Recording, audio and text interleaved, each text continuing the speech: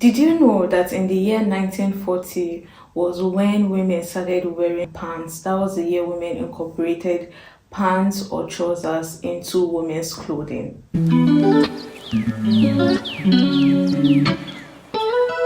Hi guys, welcome back to the channel. If you're here today, you're in the right place and I hope you're doing fine. So for today or for this week, I just want to take you guys down memory lane on the aspect of fashion, how I came to love fashion, or how I came to know fashion and have a passion for fashion. So let's get right into the video. From what I can remember, I'm going to start the story from my nursery school, so as we progress you guys will get to understand. When I was in nursery school, thinking about it now, this story made me remember. I remember that during Christmas we always used to go for vacation for Christmas and the New Year holiday, every holiday unfailingly. So most times, I don't know if my mother tend to send our wares with us or she sends it later, because we get to start our vacation during September. And I just know that there's no mention of Christmas clothes until maybe a day or 2 days to Christmas, and then we're being given our clothes and everything. And I remember that I always never have to worry about what my mom has to get or what my mom got me, because it's always up to my taste. You know, she always used to get us things that were either in vogue or were just beautiful. So that's my earliest recollection of anything fashion. And I would always say this, that I feel it's just part of me in a way that when I was growing up, seeing my parents, both my mom and my dad, they are both into fashion. So that is why I came to the conclusion that perhaps it's just part of me, you know. So my mom kept buying our Christmas wears up until high school.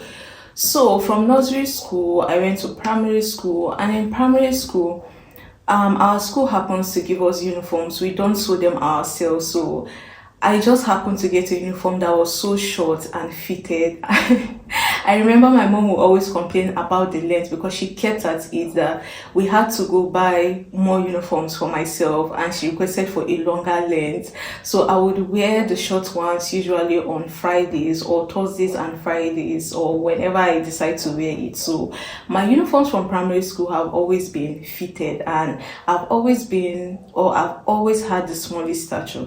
So getting things in my size wasn't difficult at all.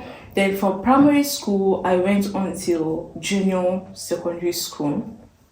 In my junior secondary school, then my uniforms even went more crazy, because in junior school, from the second year, I started experimenting with our school uniforms. And the school I attended, we had a dress code. Let's say, for example, our skirt was supposed to be sewn as 6 pieces, but I and my friends and some other seniors who sew them as a straight skirt. So things like that. And in Nigeria, if you're not familiar with the Nigerian institutional system, we do have uniforms for different parts of the school. So the one I'm talking about most importantly is my uniform that I wear in school compound. We call it check.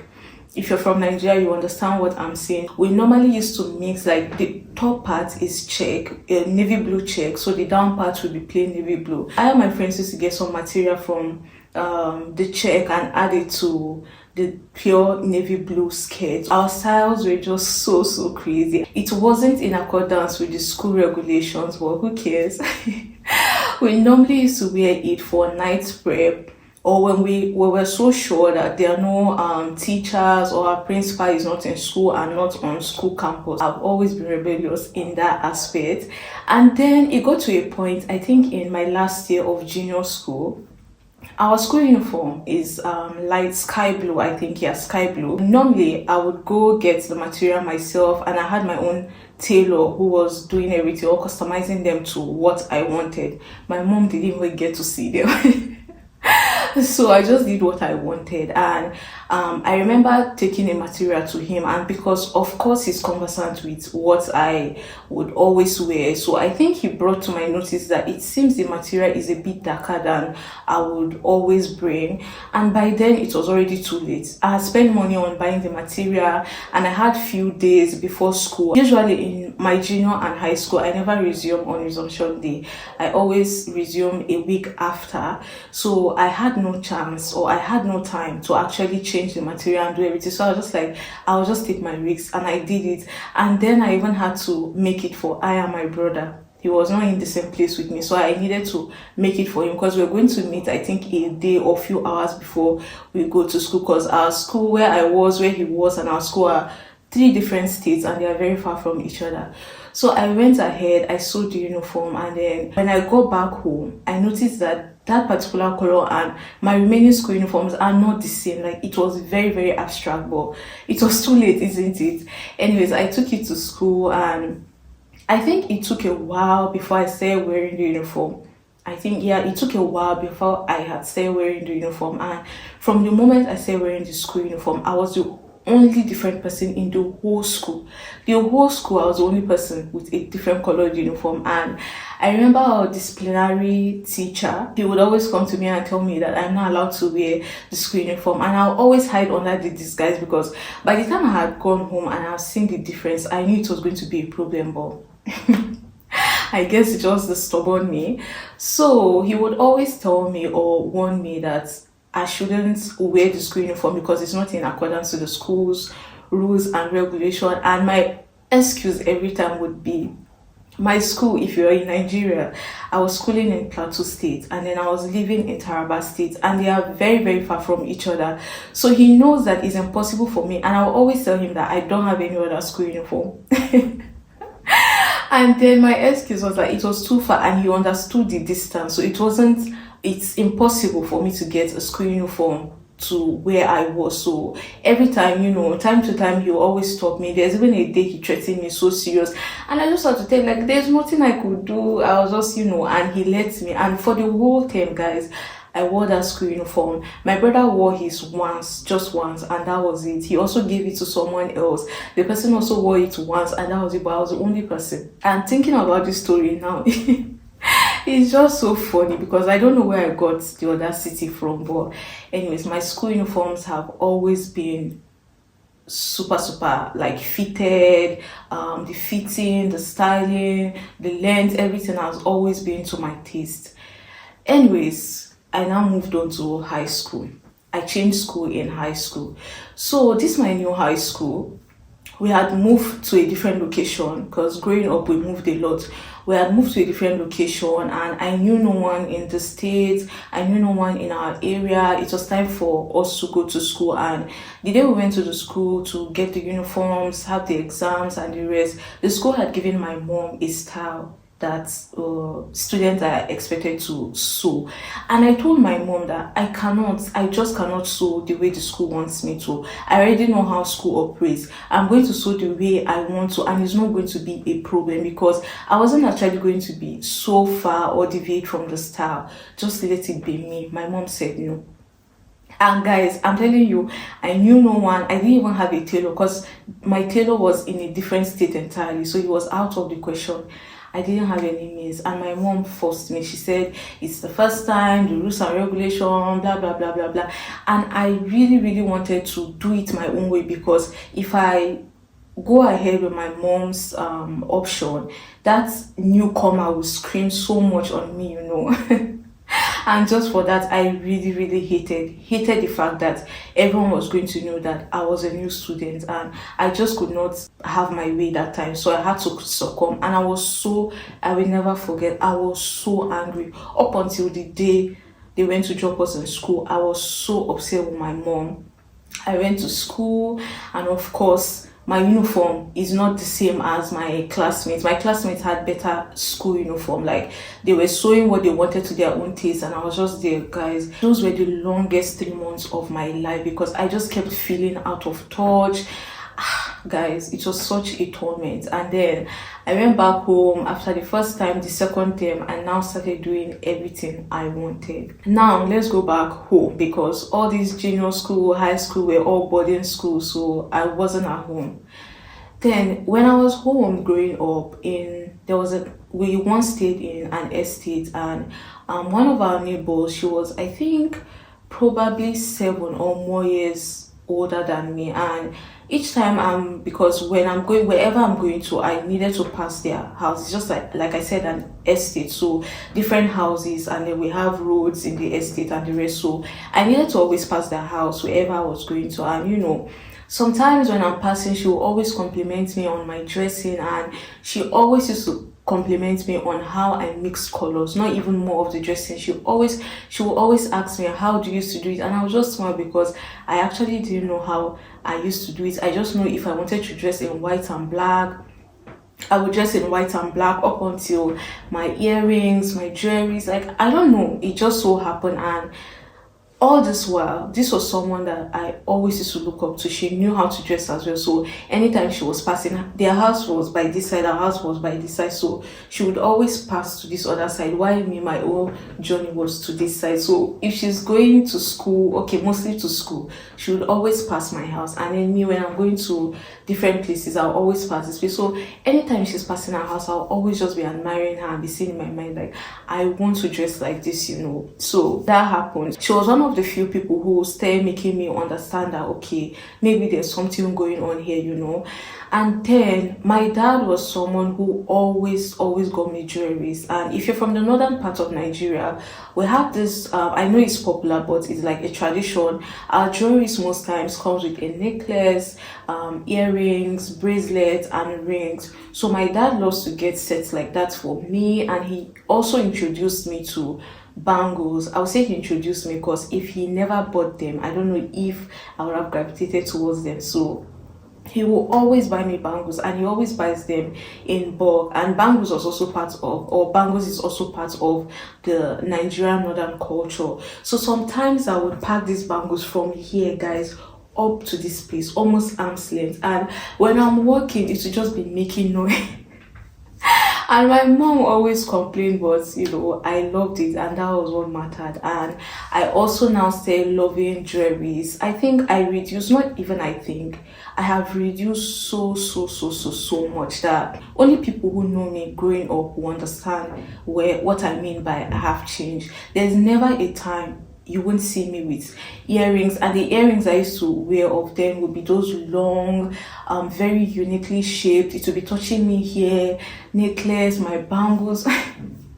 And then in the northern part of Nigeria, we have people who sell like earrings, lip gloss, necklace, hair clips, all those things together, and they will always pass. And there was this particular man who always passed our estate, and because I was his regular customer, even without me calling him, he would always come. That was what I was using my allowance on. I would always stop him, looking for the latest jewelry, latest lip gloss, rings, hair clips, all those things. So I really now started getting into jewelries that it's impossible. And the thing is, once I wake up, before going to the living room, I must have taken my bath, dress before going to relax in the living room. So I would say the only time you wouldn't see me dressed, like properly dressed, guys, no exaggeration, like I could be dressed in something like this, well fitted, very nice, and go to the living room and just sit, and that's just my day. Guys, with no exaggeration whatsoever, growing up, I loved jewelries. I loved jewelry so much, and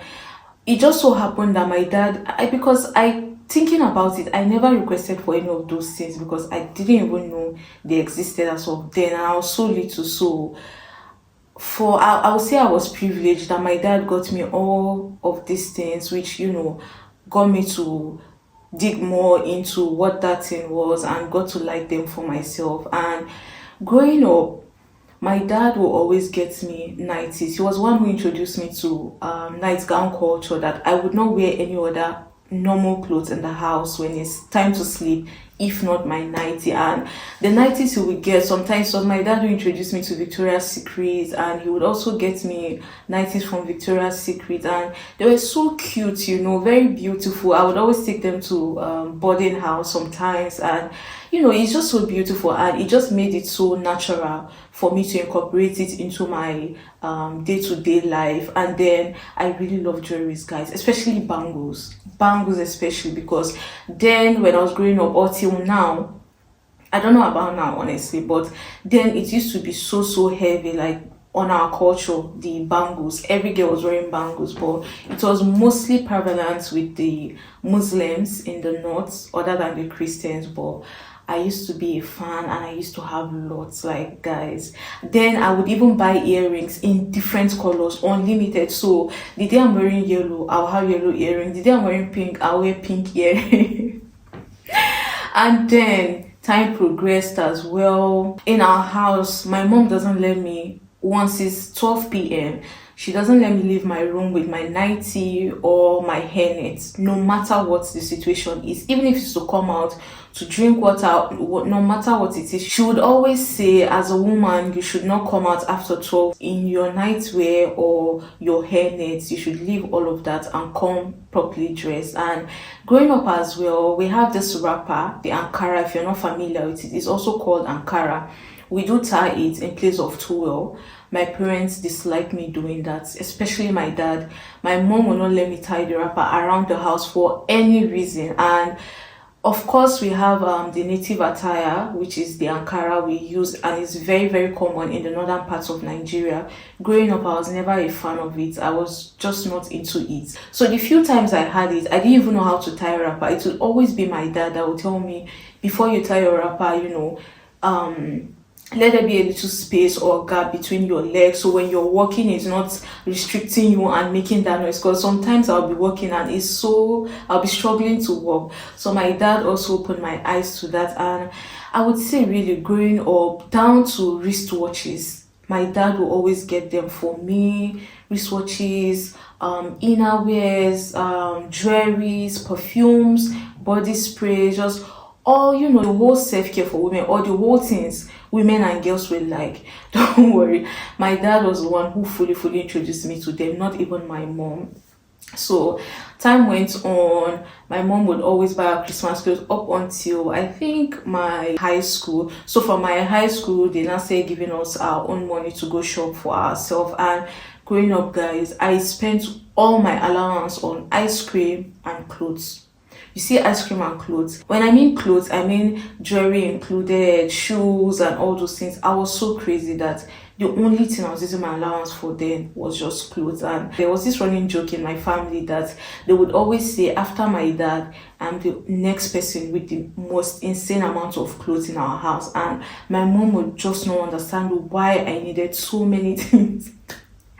That's what I mean by I feel it's just within me, or it's just in my body. And then there was this thing my mom would always do when I was set to go out, because I needed to pass the living room before going out. So once I'm set to go out and I go to meet her, telling her I'm leaving the house, she would always, if there's something to adjust, she would always tell me, because sometimes I will not make my hair and I want to pack my natural hair up, and she would not allow me to leave the house with that style. She would say I have a protruding forehead. I needed to, part it in the middle and bring it this way. This style will make me look more beautiful than packing everything up. And sometimes, guys, of course, I'm stubborn, I still leave, but sometimes she will not let me leave the house until I maybe adjust my lips. Like, she was always hands-on when it came to things like that. She would even go to the room herself, get a comb and try to even it out. Like, she was always hands-on when it came to things like that. And all of that, I would say, all of these things I'm talking about or saying are things that all in one way or the other shape my passion or my like for fashion and how I've been able to come so far. And my inspirations then were my dad. My dad in my house, we have a running joke. My dad is, if it's in today's world, we say my dad was the king of soft life. So I got lots of inspiration from him, my mom as well. Till date, there are so many styles my mom has, because like I said, she and my dad both dress in the cultural or traditional Ankara. And of course, with that, you have to customize. So every style she customized were things that even I could wear as a teenager. To tell you how, I don't know, I don't know the right word, and down to her shoes, because she would always match, let's say for example, her handbags to her shoes. So she had the liberty to have abstract colors like orange, yellow, green, in different shades due to her handbag. So that also gave me room to explore. Like I said, when I'm wearing yellow, then I can easily get her yellow shoe, and we wear the same size, so it was so easy. And they were my inspiration. Also, my elder brother. Growing up, he was also into fashion, and he would also have, the latest sneakers, belts, caps, t-shirts. So he also kept me up to date with what was raining, what was in vogue, and all of that. And then, of course, growing up, I had people like Rihanna. Rihanna is such a big inspiration fashion-wise for me. So these were my inspirations. And fun fact, guys, this is actually a fun fact about me. For the longest, I would say from my junior class down to my last year in high school, my mom would not let me wear trousers for any reason. I wasn't allowed to wear trousers. She had her reasons, but the fact was I wasn't allowed to wear trousers. And growing up in primary school, she would always get my younger brother and I shorts. So I would always wear shorts with tops. That was my dress, especially at home. I would always dress in shorts, but remember, if I vividly remember, from junior school, the first year in junior school up until my last year in high school, my mom did not let me wear trousers. I wasn't allowed to wear trousers anyway, except sleeping wears. That was night wears. I wasn't allowed to wear trousers. And for the longest time, it just limited me so much, so much, that I could not wear trousers. And I don't know, I would just say it limited me so much. And because of that reason, I was only left to the option of skirts and dresses, and I wasn't open to dresses then, actually. So I explored every skirt you can think of on this planet, every crazy style you can think of. The one with the split in the middle, split in the side, the one that both sides are short, they are not equal. Guys, any skirt, any design you can think of, I explored skirts so much, because that was the only thing I was allowed to wear aside dresses. And like I said, I wasn't drawn to dresses then, so it was just skirts. And for some reason, when I think about it, there are some skirts that I wore that even now it's just like and my mom didn't complain, or she didn't really say so much. Yeah, there's a few times she'd be like, this your skirt is short, or sometimes she'd be like, I don't understand this your skirt, but I still go ahead to do what I want. So yeah, it's just so crazy thinking about it now that I actually wore crazy skirts, like crazy skirts, guys. And then towards the end of my high school, like I wouldn't say I'm rebellious, but I'm a stubborn person. So towards that period, I was just like, no, I've had enough. I cannot, like, I want to wear what I want to wear. And that was the time that, of course, I was going to go to college. And she and I knew there was no conversation to be had, but she and I knew that at this point, there was nothing more she could do anymore. So, at that point, I just started doing what I wanted to do. And from my get to know me, I think you can go watch it. It's a few videos down. I mentioned that she arranged my box coming to Cyprus. So there were so many questionable outfits she saw, and she'd be like, Vicky, even this one. And I would say, yes, she should just keep everything for me. But even at that, she was able to take out few pieces. But from there, I came to Cyprus, and my first 2 years in Cyprus, guys, I explored crazily. Not in a bad way, but I explored crazily fashion. I was buying, like, all my allowance was going on clothes and shoes and hairs, because that was the time I now picked the obsession for hairs. So when I came to Cyprus, the only thing I was doing was just buying hairs. I was just buying human hair. So all my allowance was spent on human hair, clothes, shoes, the whole fashion. That was what I was using. In fact, I would say from my allowance, 85% was going into that. I explored crazily. I think some pictures I saw on my Facebook, or I must have deleted some pictures. I'm not so sure, but when I came to Cyprus, if you know me then, I explored crazily, and then I would say I got to find my own taste, what I really wanted, my own style. Then I started sticking to things I loved and not just being all over, because then I would wear dress, I would wear skirts, I would wear pants, I would wear anything you could think of. So with time, I now started gravitating towards, I found my style, I found my niche in the fashion industry, and I just took to that. And it's not been easy actually, because being in a place like Cyprus is so limiting in any way you could think of it. It's so limiting. So I'm just trying my best and just keep waiting and hoping for the day I get to, explore that version of myself I always see in my head. It's coming. Don't worry, guys. We both would eventually get to see that version. For the longest time and up to date, I'm just trying to get to that point where I see myself. That point I always see myself in my head, in my dreams. To get to that point to really explore the fashion industry, because that's one industry I am just so drawn to, so attached to, and I just love fashion. I could sit down and talk about fashion for the rest of my life and I will not get tired. And then when I even came to Cyprus, I would say I still came to Cyprus with maybe a few pieces of skirts. So I would say I wore skirts for the first, let me just say the first year. Not the first year completely, but I would just give it the first year. And then after that, I refused to wear skirts, because by then it was like I was so fed up with the skirts. Like I said, that was the only thing I was wearing growing up. So when I came to Cyprus and I stopped wearing skirts, until date, I still find it hard. If you guys go on my Instagram, you will notice that I don't really wear skirts as much as I should, because there are so many lovely skirts. But since that time, it's like a part of me in my brain just went off for skirts that I don't even remember. Even when I go shopping, I don't really go to the skirts section. I could just see it like, oh, it's fine, I'll just keep it moving. I don't know why. I'm never, forced or inspired to wear or buy skirts. I don't know, but I'm trying. I'm trying of late, and speaking about it now, I will start incorporating it into my dressing. And yeah, guys, I can't wait. I can't wait to really explore fashion.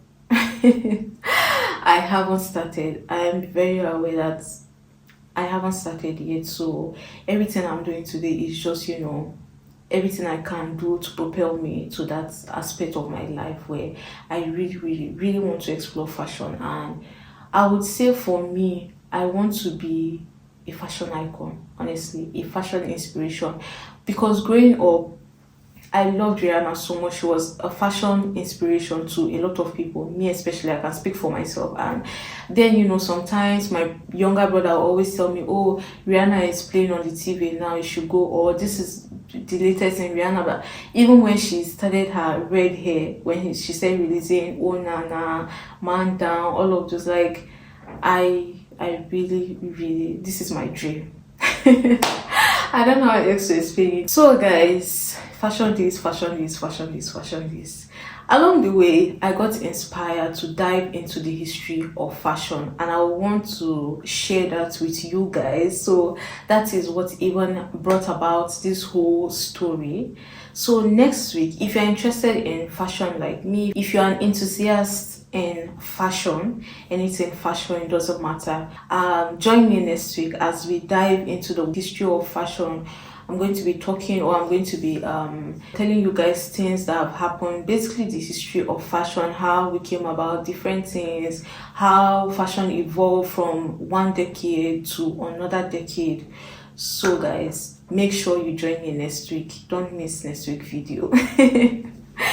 Thank you so much for watching up until this moment. But before we go, guys, let's get into our quotes for the week. What's our quote for this week? So guys, our quote for this week would be, you are braver than you believe, stronger than you seem, and smarter than you think.